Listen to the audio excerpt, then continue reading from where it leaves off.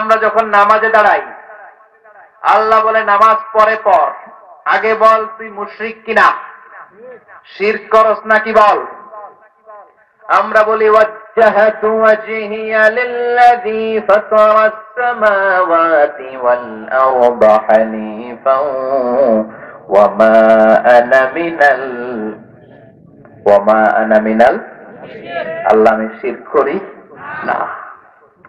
আবার জিলহজ মাসে দুইটা জামা পড়ে, ইজার আর রেদা, সাদা একটা চাদর, সাদা একটা লুঙ্গি পড়ে আরাফাতের ময়দানে আমরা কাঁদতে থাকি আর পড়তে থাকি দোয়া। আল্লাহ বলে হজ বান্দা তুই পরে করবি, আগে বল মুশরিক কিনা, আগে বল শিরক করস নাকি। আমরা বলি লাব্বাইক আল্লাহুম্মা লাব্বাইক লা শারীকা লাকা লাব্বাইক ইন্নাল হামদা ওয়ান নি'মাতা লাক লাকা ওয়াল মুলক লা লা লা শারীকা লাক, শিরক করি না।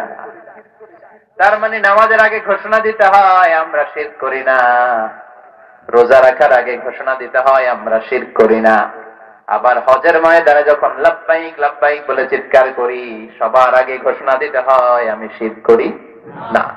আবার আল্লাহ বললেন লাইন আশরাকতা লা ইয়াহবাতান্না আমালুক ওয়া লা তাকুনান্না মিনাল খাসিরিন, যদি শিরক করো তোমার আমল সব বাতিল হয়ে যাবে, নামাজ রোজা হজ যাকাত জিকির সব বাতিল হয়ে যাবে। আর শিরক যদি না করো সব আমলগুলোরে কবুল করবে কে? আল্লাহ। এজন্য চাইতে হবে একজনের কাছে, তিনি কে? আল্লাহ। আমি আমার খুতবার শুরুতে আপনাদের খেদমতে ছোট্ট একটা সূরা তেলাওয়াত করেছি, যে সূরাটা আমাদের সবার মুখস্থ। কি নাম সূরা?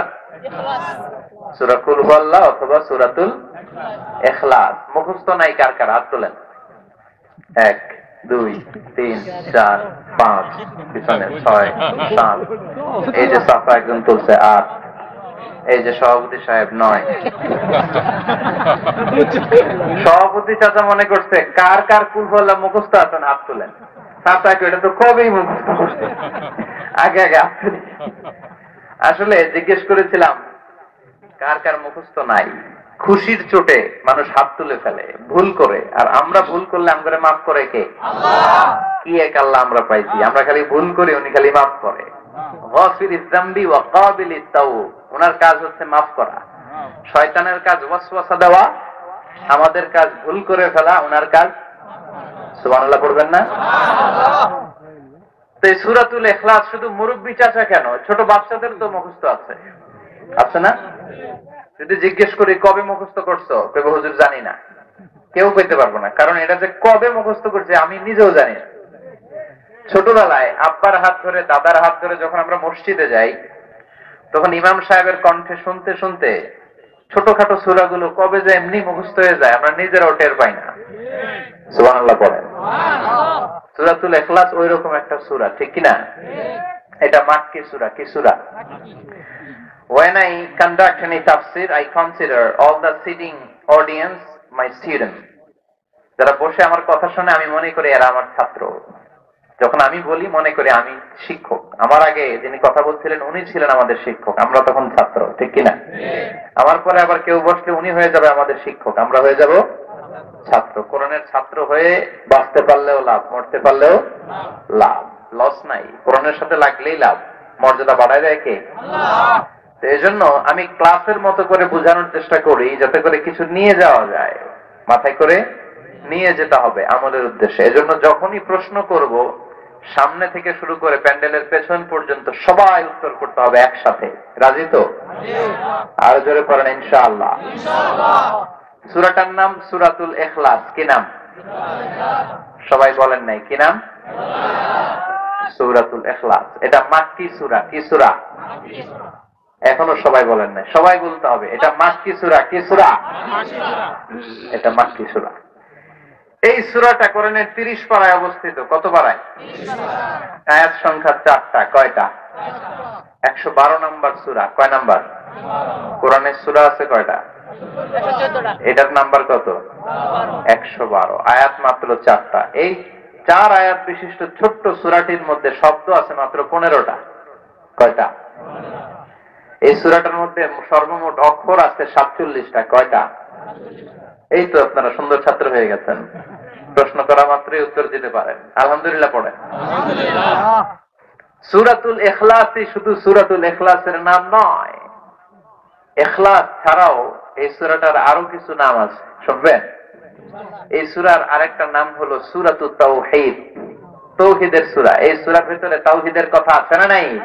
তাওহীদেরই মুর্শিদ আমার, মুহাম্মাদের নাম বলো, মুহাম্মাদের নাম। আল্লাহর নাম জপলে বুঝতে পারি, আল্লাহর কালাম বলো, মুহাম্মাদের নাম।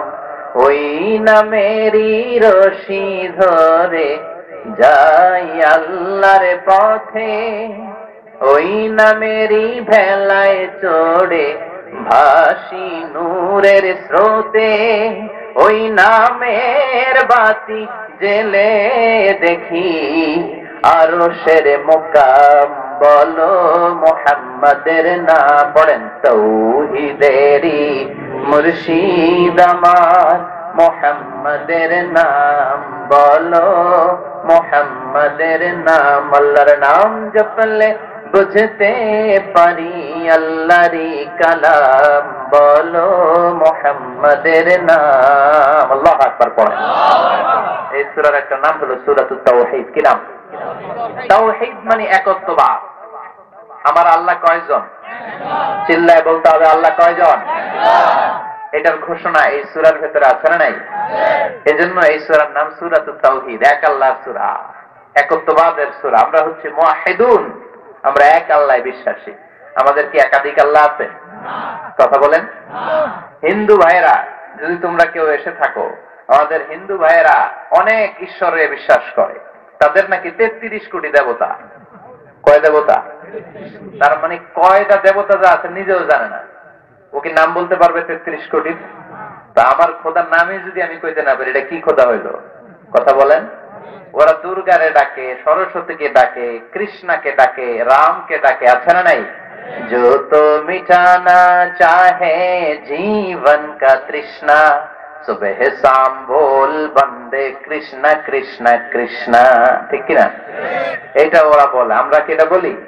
আমরা বলি जो तो मिटाना चाहे जीवन का जाला, सुबह शाम बोल बंदे अल्लाह अल्लाह अल्लाह। ঠিক কিনা? আমরা এক আল্লাহ বিশ্বাসী, আর ওরা 33 কোটি দেবতায় বিশ্বাসী। নিজেদের খোদাদেরকে নিজেরা চিনে না।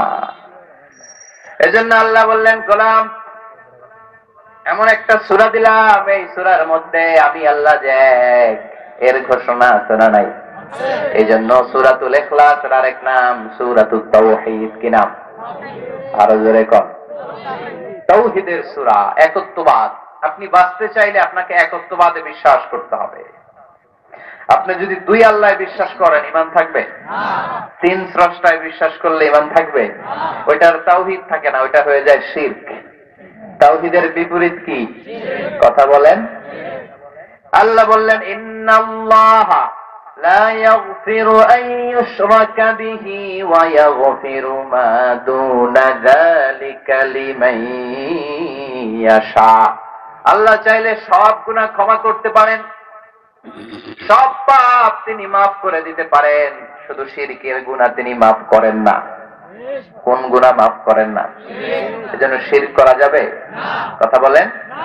বিশ্বনবী বললেন, আফা মিন দাবিবিন নামাল, পিঁপড়ার গুটি গুটি পায়ের মতো শিরক আমাদের দেহের ভেতরে প্রবেশ করে আমাদের ঈমানকে ধ্বংস করে দেয়। যেমনি পিঁপড়া মিষ্টির দোকানে ঢুকে মিষ্টি নষ্ট করে দেয়, ঠিক কিনা? এজন্য শিরক যদি করেন কোনো মাফ নাই। আবার হাদিসে কুদসিতে আল্লাহ বললেন, গোলাম কিয়ামতের কঠিন ময়দানে পাহাড় পরিমাণ গুনাহ নিয়ে, সাগরের অথই পানি পরিমাণ গুনাহ নিয়ে যদি আমার কাছে হাজির হয়ে যাও, আর ওই গুনার মধ্যে যদি শিরকের গুনাহ না থাকে, কোন গুনাহ? পাহাড় পরিমাণ গুনাহ আছে ঠিকই, কিন্তু কোন গুনাহ নাই? পাহাড় পরিমাণ গুনাহ নিয়ে এসেছো, মাথাটা নিচু করে আমার সামনে কিয়ামতের দিন দাঁড়িয়ে রয়েছো, পাহাড় পরিমাণ গুনাহ, কিন্তু এই গুনার মধ্যে শিরকের গুনাহ যদি না থাকে, তাহলে জেনে রেখো আমি আল্লাহ পাহাড় পরিমাণ দয়া আর ক্ষমা নিয়ে তোমার কাছে হাজির হয়ে যাব। শিরক করা যাবে না। এজন্য আমরা যখন নামাজে দাঁড়াই, আল্লাহ বলে নামাজ পরে পড়, আগে বল তুই মুশরিক কিনা, শিরক করস নাকি বল। আমরা বলি ওয়াজ্জাহাতু ওয়াজহিয়া লিল্লাযী ফাতারাস সামাওয়াতি ওয়াল আরদা হানিফাও ওয়া মা আনা মিনাল আল্লাহ আমি শিরক করি না। আবার জিলহজ মাসে দুইটা জামা পড়ে, ইজার আর রেদা, সাদা একটা চাদর সাদা একটা লুঙ্গি পড়ে আরাফাতের ময়দানে আমরা কাঁদতে থাকি আর পড়তে থাকি দোয়া। আল্লাহ বলে হজ বান্দা তুই পরে করবি, আগে বল মুশরিক কিনা, আগে বল শিরক করস নাকি। আমরা বলি লাব্বাইক আল্লাহুম্মা লাব্বাইক লা শারীকা লাকা লাব্বাইক ইন্নাল হামদা ওয়ান নি'মাতা লাক লাকা ওয়াল মুলক লা লা লা শারীকা লাক, শিরক করি না। তার মানে নামাজের আগে ঘোষণা দিতে হয় আমরা শিরক করি না, রোজা রাখার আগে ঘোষণা দিতে হয় আমরা শিরক করি না। আবার হজের ময়দানে যখন লাব্বাইক লাব্বাইক বলে চিৎকার করি, সবার আগে ঘোষণা দিতে হয় আমি শিরক করি না। আবার আল্লাহ বললেন লাইন আশরাকতা লা ইয়াহবাতান্না আমালুক ওয়া লা তাকুনান্না মিনাল খাসিরিন, যদি শিরক করো তোমার আমল সব বাতিল হয়ে যাবে, নামাজ রোজা হজ যাকাত জিকির সব বাতিল হয়ে যাবে। আর শিরক যদি না করো সব আমলগুলোরে কবুল করবে কে? আল্লাহ। এজন্য চাইতে হবে একজনের কাছে, তিনি কে? আল্লাহ। নাকি মাজারে যে যাবে, নাকি খাজা বাবার কাছে? কেউ ফিরে না খালি হাতে, খাজারে তোর দরবারেতে বলে, কিশোরগঞ্জে বলে না? হ্যাঁ, মাজারে নাকি খালি হাতে ফিরে না, ভুয়া কথা। কত লোক দামি ঘড়ি পরে মাজারে গেছে, পরে ঘড়ি চুরি হয়ে যায়, খালি হাতে ফিরে। দামি জুতা পরে যায়, জুতা চুরি হয় না। উনি যায় কই ধাক্কার চোটে, জুতা যায় কই, পরে খালি পায়ে ফিরে, আছে না নাই?